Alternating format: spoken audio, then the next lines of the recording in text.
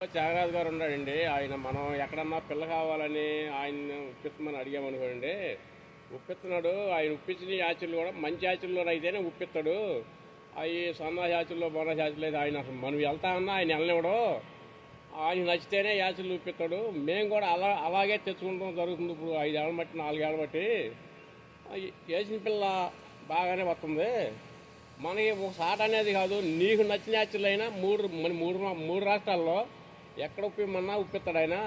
ఇది యాత్రి ఆ పిల్ల తీసుకొచ్చి మనం వేసుకుంటానన్నా స్పాడున్న పిల్ల వద్దంటాడు.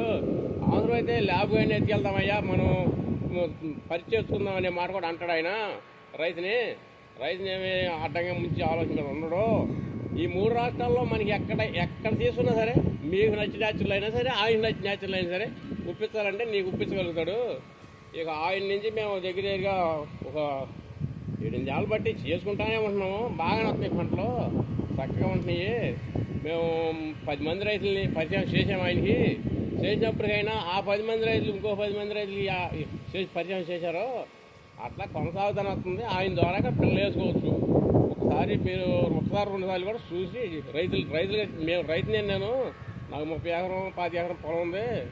ఎప్పుడూ చెరువులు రన్ చేస్తానే ఉంటాను. ఈ రన్ చేసిన దాంట్లో ఆయనే మాకు ఎప్పుడు పిల్ల ఎక్కడైనా మేము కూడా ఈ యాచరి కాదు ఇంకో యాచర్లు ఉప్పిమని అడుగుతాము.